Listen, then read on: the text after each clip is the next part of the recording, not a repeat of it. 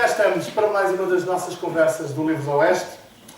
Hoje, com grande prazer, com a Cristina Carvalho e o Walter Ugumano. Vou passar a apresentá-los de forma sucinta. Cristina Carvalho nasceu em Lisboa a 10 de novembro de 1949. Durante a sua atividade profissional, contactou com milhares de pessoas e visitou inúmeros países, sendo, como nos diz a própria, a Escandinávia e o Oeste português as regiões que mais ama e que mais influência exercem sobre a sua personalidade enquanto transitório ser humano do sexo feminino, habitante do planeta Terra e, por acaso, escritora.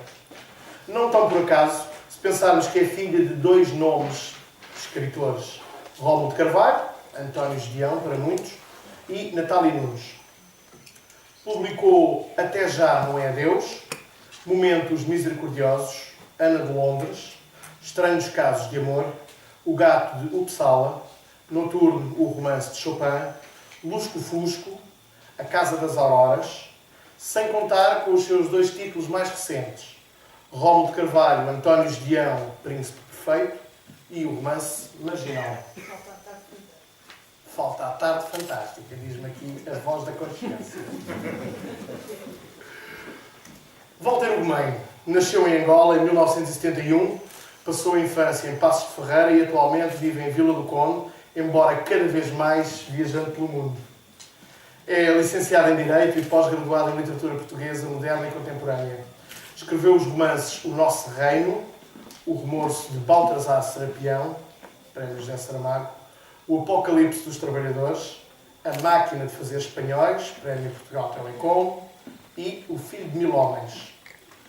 É autor de vários livros de poesia, reunidos nas antologias Folclore Íntimo e Contabilidade, e de alguns livros para a infância.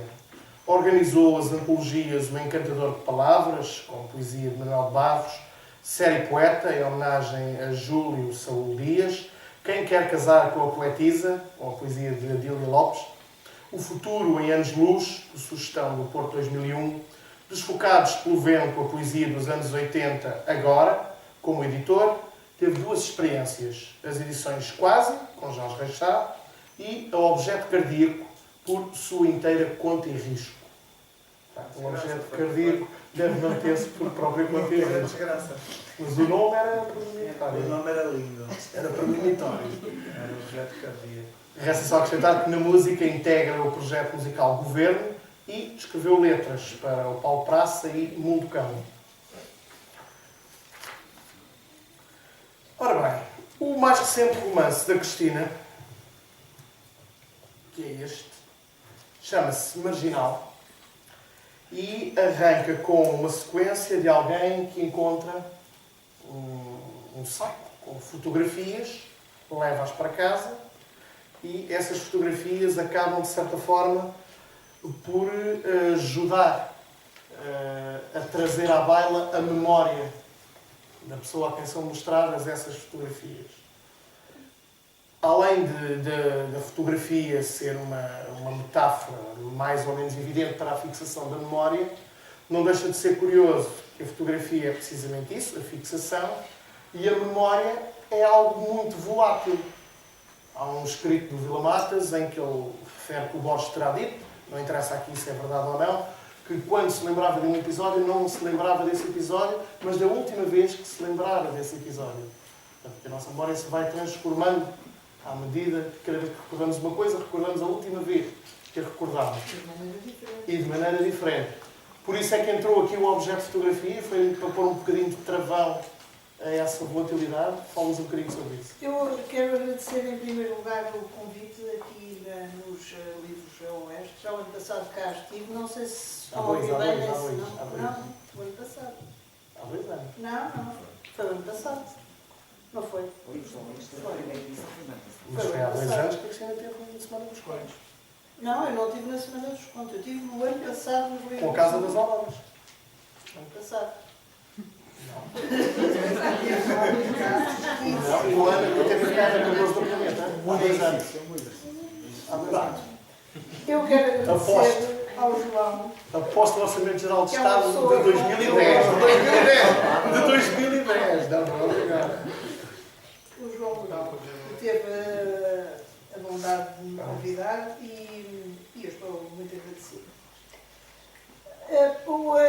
história das fotografias, por acaso, é uma metáfora, aconteceu mesmo. Isso aconteceu com uma pessoa que eu conheço. A pessoa ia subir a avenida tal e tal, em Lisboa, e encontrou um saco com negativos.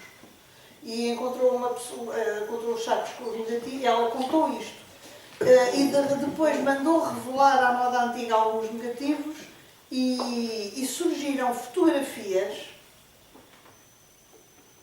que a mãe dessa pessoa reconheceu aquelas fotografias. Isto é um caso extraordinário. Quer dizer, ela subiu a rua, encontrou um saco com fotografias, achou curioso, porque a pessoa que encontrou tinha 20 anos, 19 anos.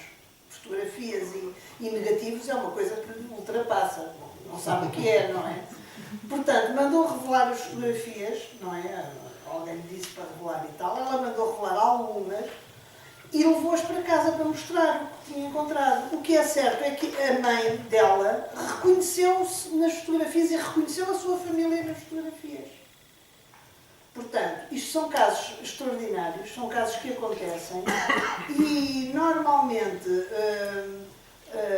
eu ouvi esta história e fiquei logo imediatamente com as antenas todas, porque quer dizer, o escritor tem sempre as antenas todas para todas as direções. Não é? Um escritor ou um escritor, um artista qualquer, quer dizer, faz parte da sua vida estar sempre desperto e estar sempre muito atento. E eu achei que isto era uma história, um começo, podia ser um começo de história, não fazia a mínima ideia o que é que poderia dar, mas o começo já existia. E foi foi assim que eu escrevi, aproveitei para fazer depois, com as minhas próprias memórias de alguma coisa, este romance. Curiosamente, a Cristina aqui foi pelo caminho da memória. O Walter, este não é o último romance dele, é o penúltimo, mas eu confesso que tenho um especial apreço por este, A Máquina de Fazer Espanhóis.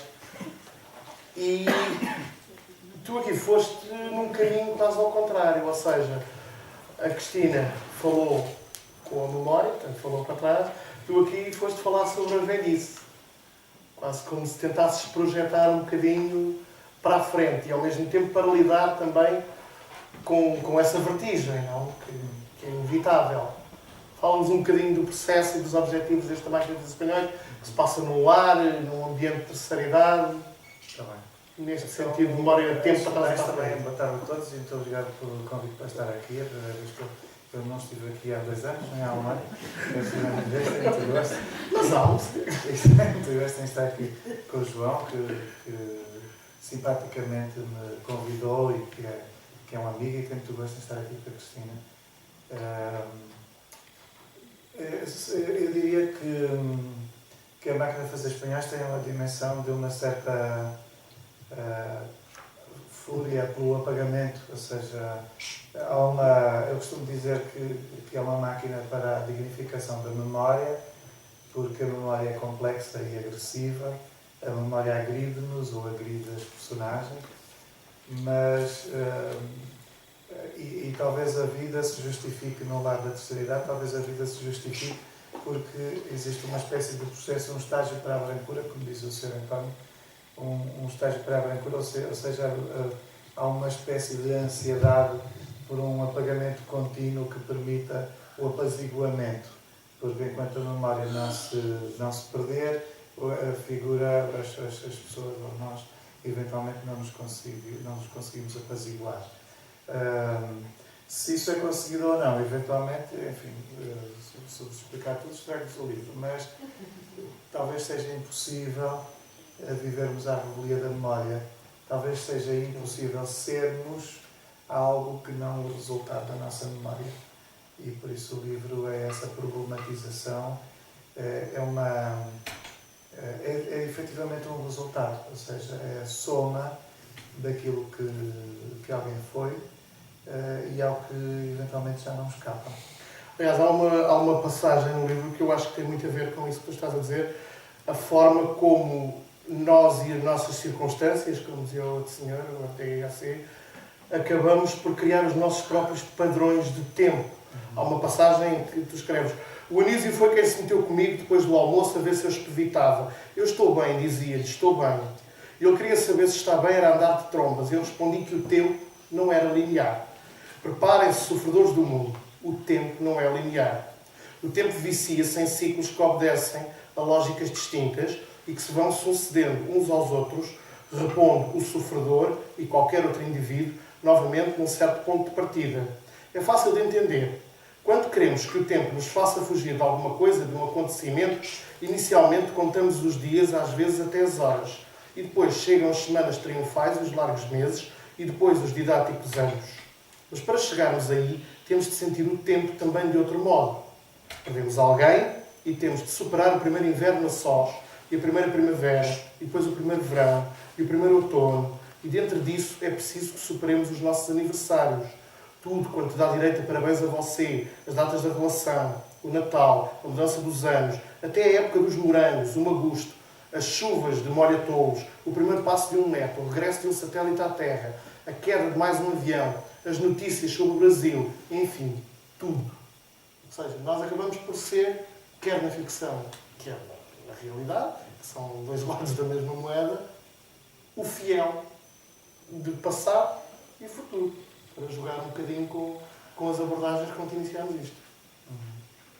Eu posso dizer assim que neste momento eu tenho uma amiga a quem faleceu o marido há 4 anos e é uma rapariga muito nova e nestes 4 anos, é claro, passou por todas as fases do luto e nestes 4 anos está capaz de tomar um café, de sair à noite, vem connosco ver um concerto, ri-se das coisas que têm piada. Mas decidiu pela primeira vez nestes 4 anos fazer uma viagem em agosto, mas é professora e vai fazer uma viagem ao Brasil com uma amiga minha e com uma amiga nossa e confessou-me que por ter marcado esta viagem sente que o marido morreu agora. É a primeira viagem que ela vai fazer sem o marido e por isso é de facto essa ideia de que o tempo não é linear, não é? Há um momento em que sem estarmos à espera disso, ou sem nos darmos conta, somos recolocados na plataforma de partida. Estamos outra vez no lugar de partida, como se as coisas tivessem acabado de acontecer e há um luto que é preciso voltar a fazer. Isso meu livro é um bocado sobre isso. Não quero pesar demasiado esse livro, é um bocado... É um livro de profunda esperança. Eu vejo o livro assim, vejo o livro... Ele parte dessa proposta dramática de pensar acerca do fim do tempo, não é? Do fim do nosso tempo. Mas é um livro de profunda esperança e por isso também não quero assustar. E estamos a começar a conversar. E os problemas que a Cristina tem é contigo, se esteve aqui, se esteve aqui. Eu estou limpo. Nós estávamos de acordo. Pode ter sido... Exato, começámos a dizer que estávamos Vocês é que não estão de acordo. Exatamente. Estamos aqui a falar de alguma forma das relações que vamos estabelecendo com os outros ao longo da vida e a Cristina neste livro consegue de alguma forma também não fugir, digamos assim, a alguma crítica em relação a uma certa aparente organização social, eu diria, mas que por vezes oculta um grande desassossego interior. Há uma passagem, por exemplo, em que diz aqui a minha mãe e a cadela sentadas, as duas lado a lado. Ela pôs a mão na cabeça de Lola. Vê-se que está angustiada. Nota-se muito bem pela expressão que apresenta. Ela tem medo de cães. De cães e de gatos e de pássaros e de todos os animais pequenos e grandes que existem no mundo inteiro. Também tem medo das pessoas. Tem medo dos homens e tem medo das mulheres. Porque a olham, porque a querem ou não querem, porque mentem ou desmentem, a perseguem, evitam. Tem sempre medo. Nunca o disse, mas basta olhar com atenção para esta imagem da fotografia, lá está, e perceber se há o seu medo, o seu terrível medo. Com Lola é diferente. Recebeu a cadela muito pequenina, habituou-se à sua presença, ao seu latir, ao seu ganir, às suas correrias e lambidelas, conhece-lhe as manhas e os hábitos. Com Lola é muito diferente. Chega a ter parecer que existe uma certa ligação de sentimentos, uma certa compreensão e cumplicidade entre ela e Lola. A cadela entende os gestos, percebe-a, segue-a. Lola é meiga e, além disso, vive com ela praticamente o tempo inteiro. Hoje é um animal adulto e esse facto perturba a minha mãe, que acha que uma coisa é um cachorrinho, outra coisa é um cão, neste caso, uma cadela. Lembro-me desse dia em que o meu pai chegou a casa com o seu presente. sabes que eu não gosto de ter animais em casa. E ele, ao jardim, e ela, pois, é verdade, nem me lembrei, como é raro lá ir, quem vai gostar é pequena. Mas eu nunca cheguei a gostar muito da cadela. Convivemos todos, é verdade, mas isso não chega, nunca chegou. Quer referir aqui a lacuna em relação à cadela ou algo mais?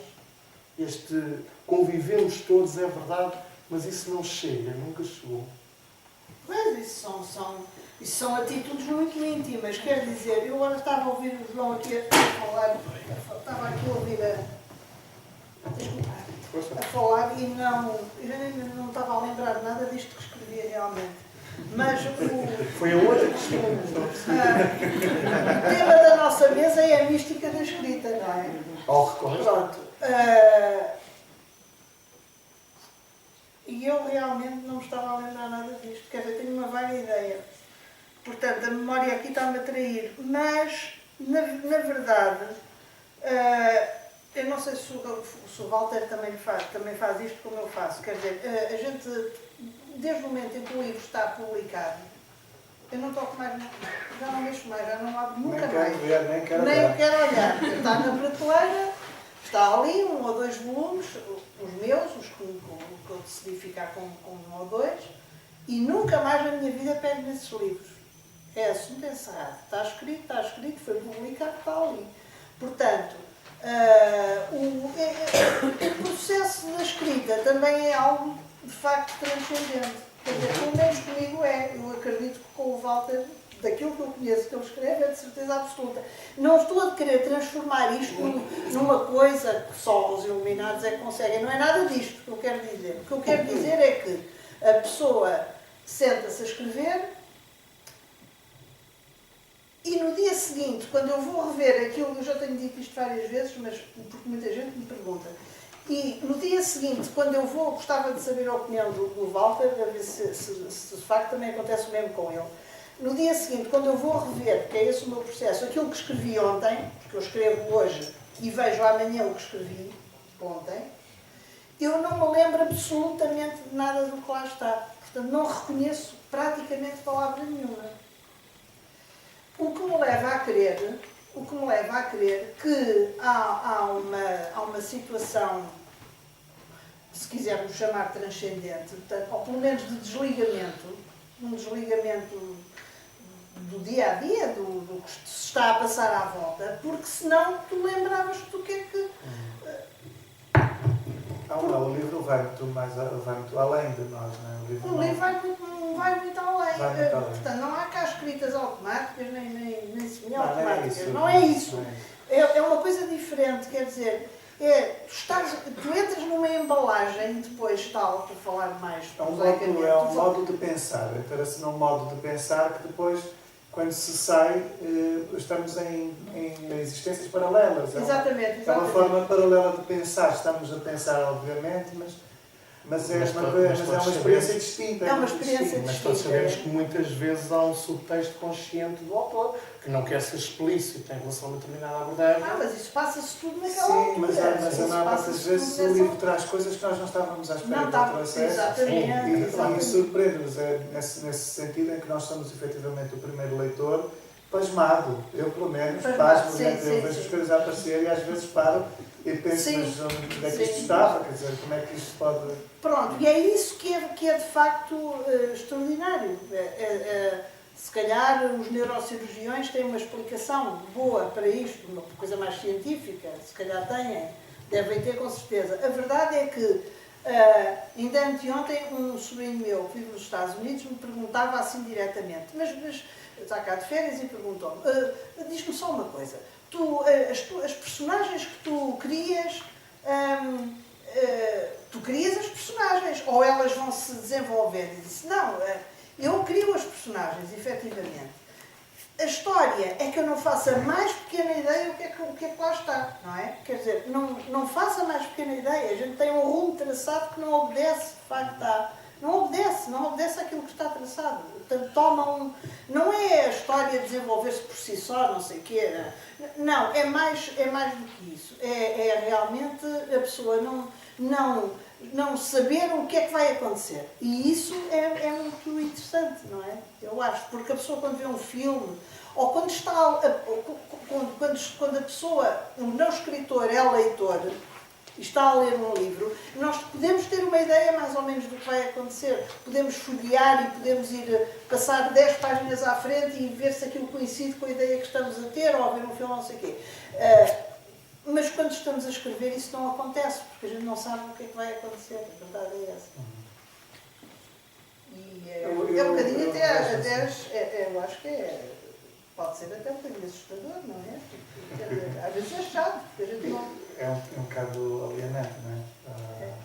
Mas eu vejo um pouco nisso, assim, que é possível, sobretudo essa sensação de ficar perplexo, de tomar o texto, fazer a revisão, fazer uma releitura e ficar perplexo. Mas que é um sentimento que não acaba nunca, no fundo. E cada vez eu também não consigo ler os meus livros. Eu espero que eles sejam bons, porque na verdade, quando eles estão editados não consigo ler. Mas quando, por exemplo, acontece alguém os ler, escutar um trecho, há qualquer coisa que me assinala assim, eu identifico, eu conheço isto a algum lado, mas não teria a certeza, nunca encontro nada numa página, nunca saberia, se eu quisesse encontrar aquela passagem, eu tanto podia ir à página 5 como à 300, pois, não tenho a mínima noção de onde ela está. Nunca consigo encontrar e depois ouço sempre um bocado ansioso para pensar, deixa-me lá ver se isto tem algum jeito, deixa-me aproveitar que eu lê, porque eu, já que não tenho coragem, deixa-me ver se isto tem algum jeito. É isso, é coragem. E fico um bocado, às vezes, o que é engraçado é que as coisas que eu guardo na memória acerca dos meus livros, raramente são aquelas que as pessoas depois citam. As pessoas vêm dizer assim, gosto muito do seu livro, gosto desta passagem, daquela passagem. Às vezes é uma coisa tão sinistramente lá metida que eu nem sei se aquilo é do meu livro ou se ela está a pensar no livro. O que acontece? As pessoas virem dar parabéns de livros que eu não escrevi. É agradável. Por exemplo, há uma altura na máquina de fazer espanhóis em que tu escreves: Deus é uma cobiça que temos dentro de nós. É um modo de querermos tudo, de não nos bastarmos com o que é garantido e já tão abundante. Deus é uma inveja pelo que imaginamos, como se não fosse suficiente tanto quanto se nos põe diante durante a vida. Queremos mais, queremos sempre mais, até o que não existe nem vai existir. E também inventamos Deus porque temos de nos policiar uns aos outros. É verdade. É tão mais fácil gerir os vizinhos se compactuarmos com a hipótese de existir um indivíduo sem corpo que atravessa as casas e escuta tudo quanto dizemos e vê tudo quanto fazemos. É tão mais fácil se esta ideia for vendida a cada pessoa com a agravante de se lhe dizer que um dia, quando morrer, esse mesmo sinistro ser virá ao seu encontro para o punir ou premiar pelo comportamento que houver tido em todo o tempo que gastou. E a comunidade respira mais de alívio por saber que assim estamos todos policiados da melhor maneira. Temos um polícia dentro de nós, um que, sendo só nosso, também é dos outros. E a cada passo pode debitar-nos ou acusar-nos e terminar com o nosso percurso com facilidade.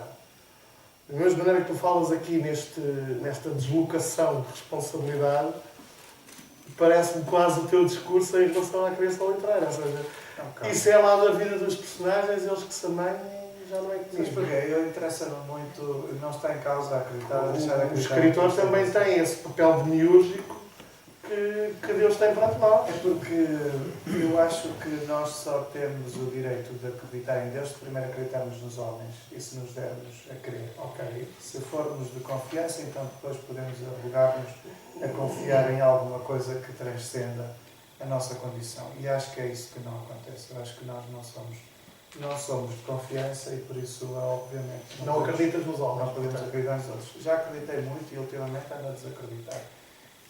Mas já acreditei muito e até já passei por muitas situações de ser a única pessoa a dizer que tinha um sentido otimista do mundo e não sei. Agora acho que não, acho que vamos morrer todos estarregados e que isto vai explodir e que o século XXI nos vai levar todos, vai separar um conjuntinho de baratas humanas que depois vão de criar uma coisa nova em cima de um território queimado. Mas porque não acho nada que se esteja a fazer aquilo que se deve fazer Sobretudo, acho que sabemos o que devemos fazer e fazemos outra coisa qualquer. Eu acho que é o que explica o nosso tempo é uma divergência entre o que se sabe e o que se faz. Porque é a primeira vez, eventualmente, ou nunca como agora, soubemos tanto, e por isso nunca como agora fugimos tanto ao que sabemos. E por isso, todos nós sabemos como fazer disto uma sociedade melhor. Agora, fazer disto uma sociedade melhor é outra coisa. E essa ideia de impedir que nos seja proposta uma sentença para depois da morte, a mim agride-me, porque se formos sentenciados depois da morte, estamos a lixar para a vida, quer dizer, isso acaba por dizer respeito a quem acredita, o que não significa que a pessoa que acredita faça alguma coisa de jeito, porque a maior parte das pessoas que acreditam que não há missa só fazem asneiras e são os estafermos, e por isso o acreditar também não nos salva, também não nos está a salvar em nada. Por isso, se acreditar em Deus não nos está a salvar, a única hipótese tem de ser reverter isto e passarmos a ser de confiança e a propor que acreditemos nos homens. A literatura, para mim, a maneira como eu encaro aquilo que escrevo tem muito que ver com isso. Tem muito que ver com andar à procura de uma forma de... Há bocado estávamos, eu e a Cristina, que já estávamos de acordo, que não era preciso nada disto, mas eu e a Cristina estávamos a falar sobre o papel do escritor e o escritor ser, o livro ser efetivamente alguma coisa que levanta as pessoas. Ou seja, que depois da sua leitura efetivamente ofereça uma espécie de levantamento às consciências e ao nosso cotidiano todo ele baixando, não é? E é muito isso que me interessa, no fundo, enquanto escritor, essa seriedade. O livro esse, que suponho eu, seja feito por homens. Feito por homens que... Temos aqui um dilema. Que, feridos no seu otimismo,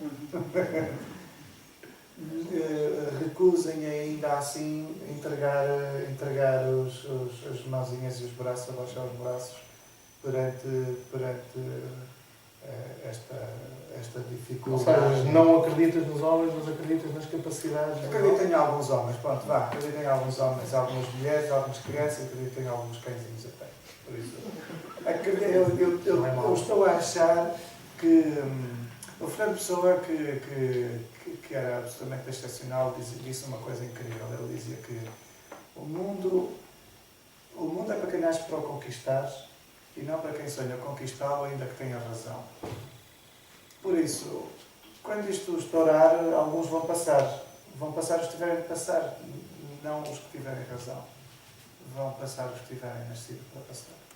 E o meu interesse era acordar as consciências, ou seja, o que eu acho que os livros podem fazer de incrível é acordar um pouco as pessoas para que as pessoas se predisponham a fazer melhor, sobretudo a fazerem de si mesmas melhores. Não é? E incomoda-me, enfim, não vou dizer quem foi, mas há uma pessoa que vocês conhecem que me dizia que a sua vida era casa-trabalho, trabalho-casa, que não se metia em coisas da cultura, não ia aos museus, que até tínhamos lá museus, eu nunca entrei, porque essas coisas criam muitas ansiedades e as pessoas depois ficam a ter sonhos e a querer coisas que não têm a ver com o trabalhinho e com a casa, não sei o quê, e isto faz muita impressão. Mas já não estou a responder nada, mas é muito místico isto. Tem dias, Walter. Não, mas há aí uma frase engraçada que tu disseste há uns minutos, que é que irão passar os que tiverem nascido para passar. Isto soa a um certo determinismo, quer dizer. Não adianta nada estarmos aqui todos a criar buncas. Uma outra senhora que comprou as latas de atum e não sei o quê. Não adianta nada quando isto estourar. Não, mas deixa cá dizer, irão passar os que tiverem nascido para passar. Então quem é que vai decidir? Quais é que podemos conhecer para passar? Eu quem decido não faço a mais pequena ideia. Eu também não, só estou a pedir a vossa opinião. Eu isso não sei, até porque eu nunca passei por aquela fase terrível que o Walter nunca passou, porque eu também nunca passei por acreditar e desacreditar e voltar a acreditar e voltar a desacreditar. Nunca passei por isso. Tenho pena, mas nunca passei. Portanto, não acredito nem deixo de acreditar. Tenho esperança de, nos anos mais próximos, ainda acreditar em alguma coisa. Mesmo. Com muita veementemente. Sei lá, estou a falar num ser sentado numa nuvem, com barbas, com uns mantos. Estou a pensar assim. Mas se calhar a pessoa à hora da morte, se tiver tempo, ainda pode ser que tenha umas visões dessas. Não sei, não faço a mais pequena ideia. Eu não tenho educação religiosa absolutamente nenhuma, zero. Nem conversas, nem nada. A minha mãe, que ainda é viva, vai fazer 92 anos, diz-me muitas vezes, diz agora, eu sou muito crente, eu sou muito religiosa. Diz agora, porque eu nunca ouvi dizer isto na vida, não é? Portanto, mas eu acho que dá força. Acho que sim, acho que é bom a pessoa chegar a uma certa altura e dizer eu sou muito religiosa, acredito em... Pronto. Realmente a minha mística é a natureza. É aí, tal e qual como o Walter está a dizer, vale a pena a gente escrever qualquer coisa que consiga elevar a humanidade. Consiga elevar os homens, eu não sei se consigo elevar nem se não consigo elevar, mas faço por isso. E os livros que eu gosto mais de escrever são aqueles em que não há memórias nenhumas, portanto, em que é tudo fantasia pura e dura. E está ali uma pessoa que é a Dina Aparício, que é professora e que ela fez até uns trabalhos que me ofereceu sobre o Lusco-Fusco e sobre o Gato de Sal e tal, que são histórias que são baseadas em coisas que não existem. Então o Lusco-Fusco é uma história que também está no Plano Nacional de Leitura. É engraçado que os miúdos, eu vou muitas escolas, e os miúdos gostam muito do Lusco-Fusco, porque como aquilo não existe, nada daquilo existe, portanto é passado em Ninhures, é a tentativa da explicação dos fenómenos de catástrofes naturais que ocorrem no planeta Terra. É essa tentativa. Portanto, os tsunamis, os vulcões, os terremotos e os furacões. E eu tento contar uma história à volta disso. Depois com os seres mitológicos que pertencem aos 4 elementos, a água, a luz, a terra e o ar. E portanto, com esses seres que são da pura mitologia, portanto, os gnomos, as fadas, os tritões, as salamandras, os elfos, eu criei uma história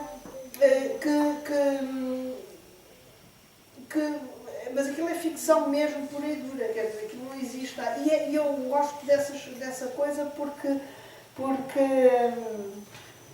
eu acho que isso sim faz pensar, porque a pessoa escrever romances à base de memórias e tal, pronto, podem estar bem escritos, ou menos bem escritos, mais bem escritos, a pessoa pode relembrar-se de coisas, por exemplo, na altura do 25 de Abril e coisa e tal, pronto.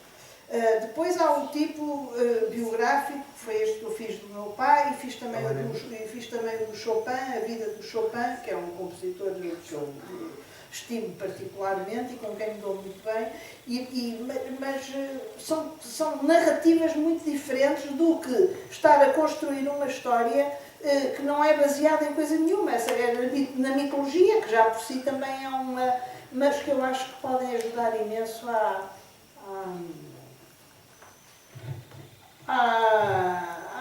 podem ajudar as pessoas a ter uma visão menos objetiva, menos materialista e menos palpável da vida, não sei. Falou aí, embora de passagem na questão da morte, e há um poema do Walter Ugumem em que ele escreve: o rapaz dotado de 3 mortes tem o nome exatamente igual ao meu, passa perto de mim, a caminho dos seus afazeres, triste, sem procurar, como quem sabe chegar inevitavelmente ao mesmo lugar de sempre. Eu nunca diria algo que pudesse atrasar-lhe o passo. Deixe-me ficar a vê-lo, convencido de que sei o que acontece na sua vida, certo de que entrará em casa logo depois com a má sensação de soterrar a alma. E aqui há cerca de 3 anos, eu na altura fiz uma entrevista ao Walter, em que lhe perguntava, por causa desta frase, o rapaz dotado de 3 mortes tem um nome exatamente igual ao meu. Perguntei-lhe, por acaso sabes quantas ele já gastou? E ele na altura respondeu, as 3. Não pode gastar mais nenhuma, mas quer morrer menos do que nunca. No meio da confusão, talvez me sinta mais feliz do que nunca. Enfim, uma felicidade assim consciente, porque vejo em meu redor tanta coisa a desmoronar que é impossível ser-se feliz à grande. Já não corro para a morte. Faço caso e deixo que seja ela a vir apanhar-me, se assim o entender. Agradeço que me ignore um pouco. Anseio sempre pelo verão. Como é que estamos de clima? Estou mal, isto nunca mais estou mal de garganta, fui à farmácia. Está sempre, nunca mais chego ao verão e parece que este ano não vamos ter verão. Mas, sim, essas coisas. A poesia é terrível. Já leste a Greta? Já recebeste a Greta? Não. A Greta explicou umas coisas sobre a poesia. A poesia é muito indiscreta. E é horrível que nos perguntem acerca da poesia. Tu dizias na altura, a poesia é um território cada vez mais delicado. Por alguma razão estranha, os meus poemas tornaram-se muito confessionais. Não é por acaso que intitulei a recolha da minha poesia Folclore Íntimo. Tenho estado a dar um tempo, publiquei muita poesia e quero deixar que o tempo a leve ainda para outros rumos. Quero saber se o silêncio cria algo novo no meu percurso. Portanto, isto foi há 3 anos. Tens escrito poesia? Devo ter escrito uns 5 ou 6 poemas. E estão guardados assim, de uma forma desconfiada. A 7 chaves, como se costuma dizer. É porque a poesia, há aqueles tempos, estava a pensar sobre isso e as pessoas perguntam muito porquê de ter deixado de escrever poesia, ter passado a escrever prosa, ou porquê escrever uma coisa e outra, e quando, sobretudo, é que acontece uma coisa e outra. E eu tenho a sensação de que a poesia tem assim uma... A imagem que me surgiu é que a poesia é muito menos... é muito mais indiscreta e entra um pouco mais como ladra na vida, não é? A poesia rouba-nos um pouco as coisas. E é tão repentina que quando se consuma, já estamos ali, já levou o que quis, enfim, já nos dominou de alguma forma, já nos enganou também muitas vezes. E a prosa pede muito mais licença. A prosa é curiosa, a poesia nos engana algumas vezes. Engana muito. A minha poesia às vezes faz muito mal, mas fascina. Engana mais que a ficção? Mais a ficção, nós estamos ali um pouco, vamos partindo com personagens que são inventadas e por isso... E mandamos mais na ficção que na poesia? Não mandamos mais, mas demoramos. E o demorar nessa meditação, não é? Porque a escrita de um texto é uma meditação relativamente longa, um romance é uma meditação longa. E o poema é quase uma meditação, é uma manifestação quase do inconsciente, às vezes. E por isso é que nos assaca as coisas um pouco mais à traição. E por isso a minha poesia tem sempre um bocadinho... É muito mais estranho publicar um poema, porque tudo parece... é catómbico, não é? Pegas num verso e eu até penso assim, eu escrevi, quer dizer, eu estava com a cabeça aonde, mas tem essa dimensão, assim, tem essa, às vezes, essa função de alguma catarse que acontece e a gente dramatiza tudo. A poesia é um pouco dramática, tremendista, é uma palavra que eu adoro, tremendista. E a minha prosa também é um bocadinho tremendista, mas como é a ficção, ela permite que eu quando eu compareço no texto, na prosa, e obviamente compareço de vez em quando, mas quando compareço posso dosear um pouco a ficção com aquilo que sou mais eu e enganar um bocadinho o leitor, e por isso a prosa já não me engana tanto a mim, já engana mais um bocadinho o leitor. E por isso a poesia é um bocadinho um exercício, um bocadinho para gente destemida. Portanto, já abordámos aqui o Walter Romeiro, romancista, já abordámos aqui o poeta, e eu pedi ao Nuno Almeida para nos mostrar outro Walter Romeiro. A vida é minha. Há vidas piores. Oh, Santa Maria da Feira.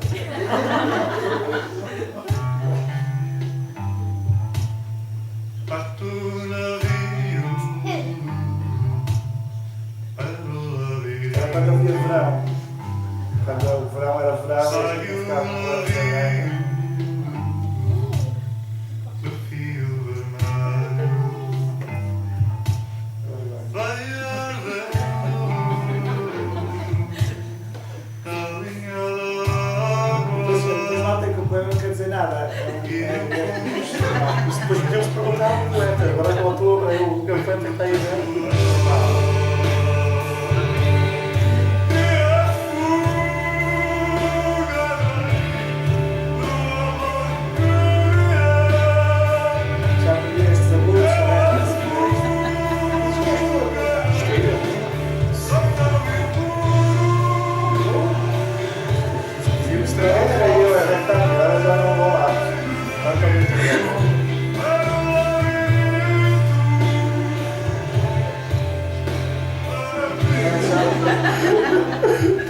Pedem-me tréguas.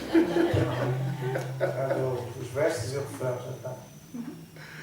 Mas olha, já não tenho estes agudos, já não consigo cantar, falta-me o ar. Estou a ficar muito barrigudo e qualquer coisa de alfanico. Mas deixa-me dizer que cada dia que nascemos somos diferentes. Agora ainda vou chegar ao Alfredo Marceneiro, ao Tomoeiro, ao Tomoeiro. E eu nem bebo nada, né? Só bebo água, não bebo álcool, não fumo. Devia ter uma voz, eu devia ser a Teresa Salgueiro. E estou cada vez mais rouco, não percebo, é um bocado. Um outro livro que também vem naturalmente agora nesta conversa é este Rómulo de Carvalho, António Gedeão, Príncipe Perfeito, que a Cristina escreveu sobre. É difícil responder rapidamente. Sobre o seu pai, sobre o António Gedeão, sobre ambos. Sobre ambos. E há uma passagem que eu gostei especialmente, e já vos vou dizer a seguir porque é pedir a opinião da Cristina, em que ela escreve: comia de tudo. Carne, peixe, arroz e batatas e legumes. Quase todos os dias da vida, ao jantar, à sobremesa, comia uma laranja. O ato de descascar a laranja não é concebível por palavras. Havia ali um entendimento entre ele e a faca, e o garfo e o fruto. Uma ritualização diária, um final perfeito da refeição, uma entrega a pensamentos que se materializavam e concretizavam nessa preparação metódica de fim de missa no princípio da noite. Poderá parecer estranha esta descrição da laranja diária, mas eu considero importante. Mais um passo na ordem de uma vida que se pretendeu harmoniosa e muito rigorosa. A laranja no meio do prato. O garfo espetado no polo superior que fazia com que a fixasse com suavidade e ao mesmo tempo, e a seu tempo, a rodasse. A faca a descer desse polo, longitudinalmente, até travar no outro polo. E assim sucessivamente, rodando, deslizando, cortando, a casca a sair em fatias todas da mesma largura. A casca fina, quase transparente, de modo que a laranja apresentava agora não cor de laranja, mas branca.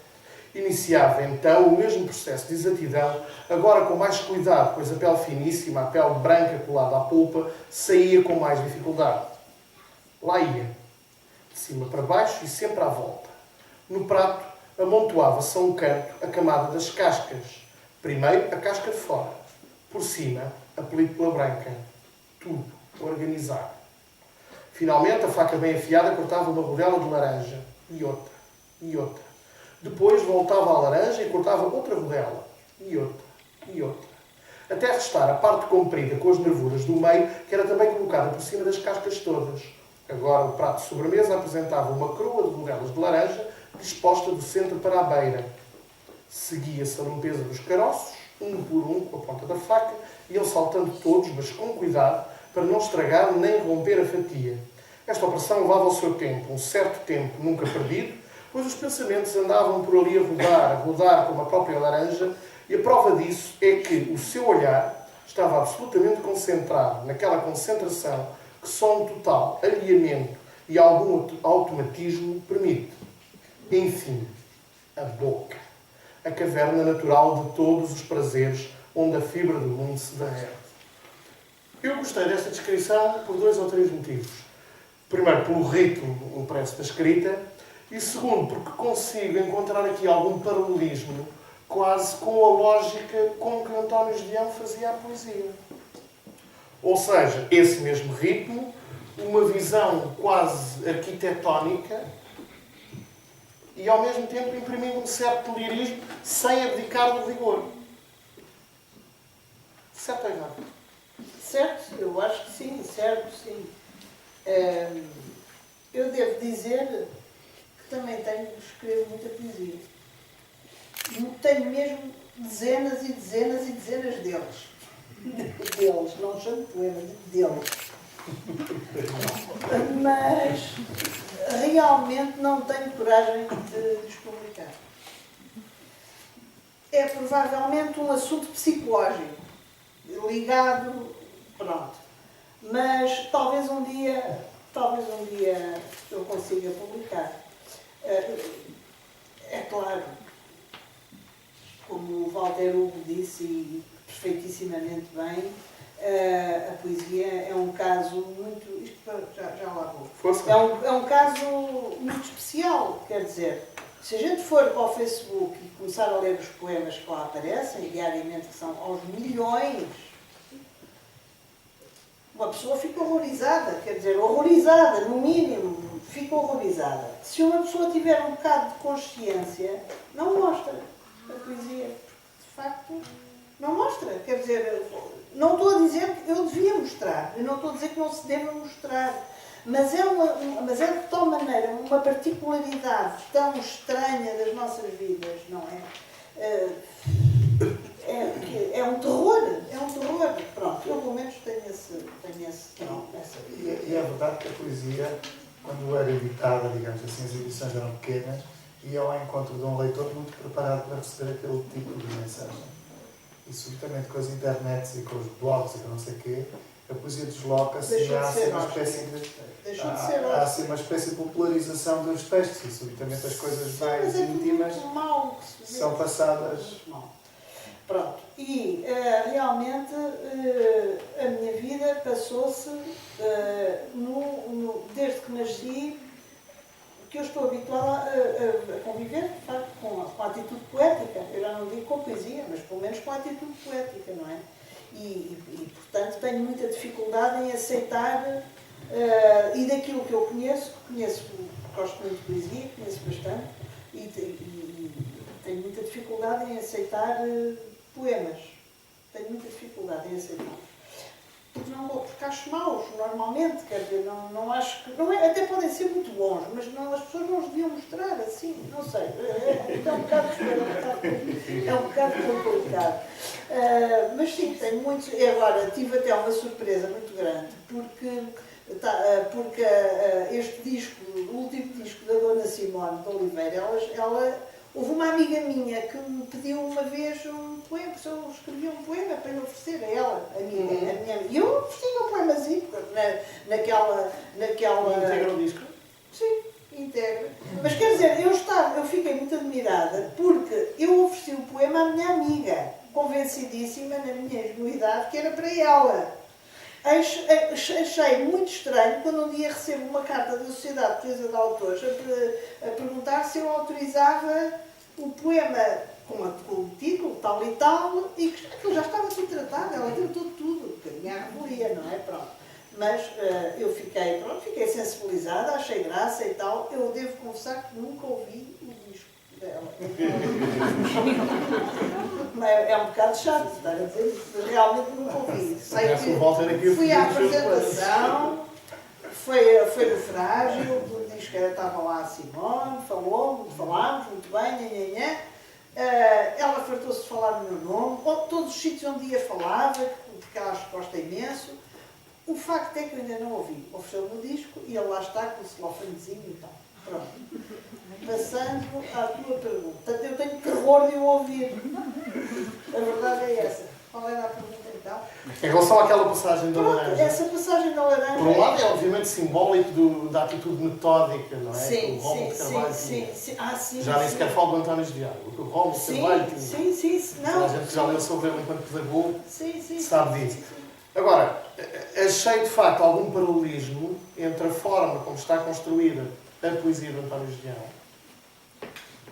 que é uma coisa arquitetada. O paralelismo dessa passagem, exatamente. Isso não sei lá. Isso não sei. Talvez. Não sei. Isto não está descrito de uma forma, para pegar numa frase que já foi usada, confessional. Isto está arquitetado de uma certa forma literária. Eu digo-te já que não pensei em nada. Quer dizer, se percebes que isso está de acordo com uma